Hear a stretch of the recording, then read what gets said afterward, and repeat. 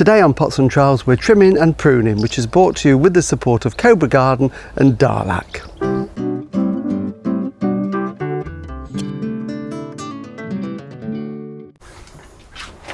Hello, welcome to Pots and Trowels. Are you coming out? Good girl.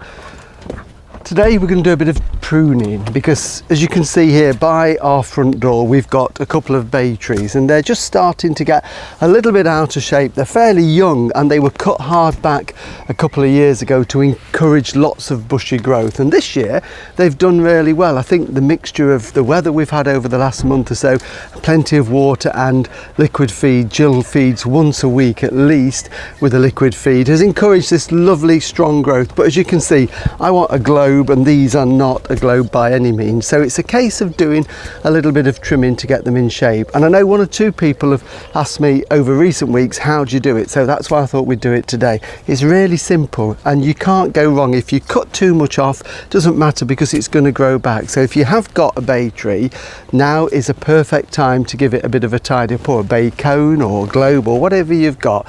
What you do need is a sharp pair of secateurs to do this, and as you can see, there is a shape in there, but we've got this long spindly growth. So what I'm going to do is, just using my secateurs, is prune back. Now I always try and prune back to a leaf joint there. If I were to do that, for example, this little piece here would die back and it would look really horrible. So it is important that when we do prune back, we prune back to just above the bud like that, and that means we get no die back and that will produce a new shape. So it's just a case of going round. Now this one here is a bit odd, so I'm going to cut that one quite hard back in there because it's growing down at a peculiar angle, and it's just a case of going around giving it a bit of a haircut. Now if you're not too sure, what I would say is take less off. You can always take a little bit more off, because what we do want is to ideally end up with a fairly even shape. So I'm just going to sort of look at this as I go around, and I can see already we're starting to get a little bit of a shape there. But as I said earlier, if you do get it wrong, it's not the end of the world. It will grow back. It's just like your hair. What do they say the difference is between a good haircut and a bad haircut? 2 weeks. And it's the same with this. A couple of months, a bit longer than 2 weeks, it will have grown back. So I can see already there that that shape is now starting to develop, and you can spend a little bit longer on it to get it exactly how you want.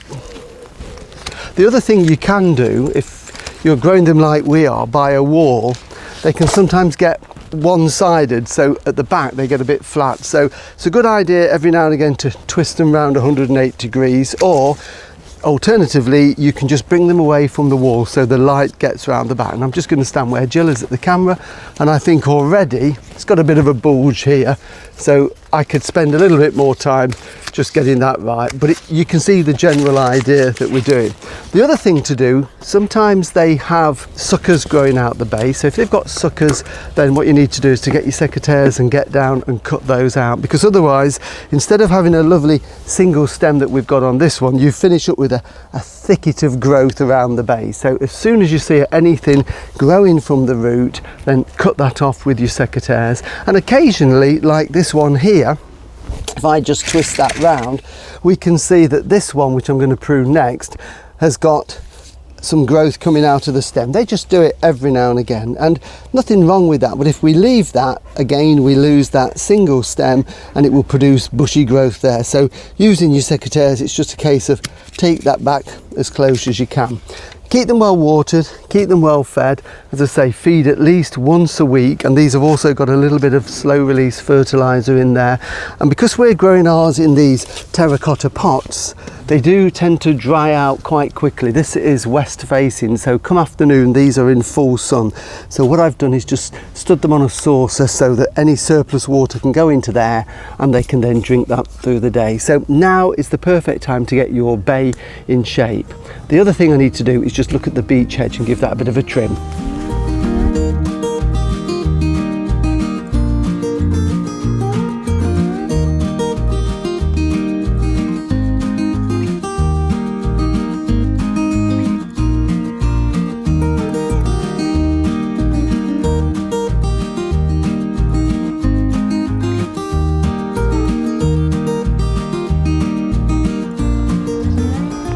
Well, here we are now, third week in July, and it's time to start thinking about hedge cutting if you need to. Not all hedges need to be cut, but some do. This is a beech hedge, and as you can see, it's made quite a lot of growth in spring, about a foot of lovely lush new growth. So it's ready just for a tidy up because it's growing out onto the lawn. So what I'm planning to do is to give it a trim now, just to tidy it up, and then it will make a little bit of new growth, and then I'll just give it one more trim into October. Then it will hold the shape right the way through the winter until next year.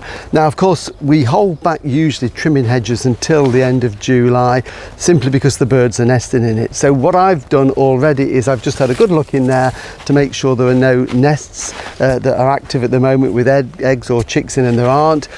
So I feel it's safe to do this. It's not against the law to cut your hedge in the early summer. What it is against the law is to disturb nesting birds. So I'm confident there are no birds now nesting in here. So all I'm going to do is cut it off, and a couple of ways you can do it.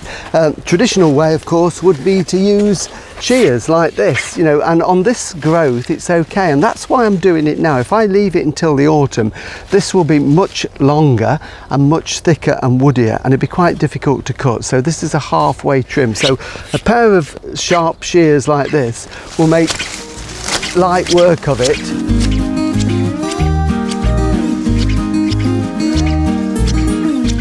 And these are good long ones. These are some Darlac ones. You can see got quite light to use, and you've got good leverage because you've got long handles. So all I'm literally was going to do, it would be a tidy up to get rid of some of these long shoots that are growing out onto the garden.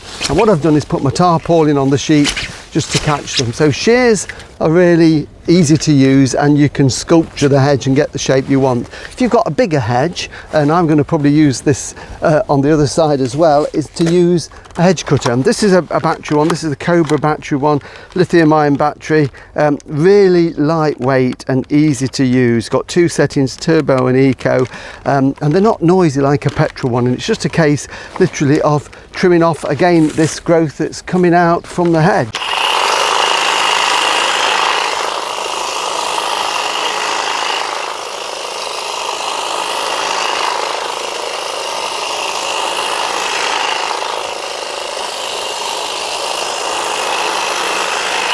And there you can see, in no time you can smarten up the hedge and get it looking nice and neat and tidy in a good shape again. So that's going to keep me busy for the rest of the morning.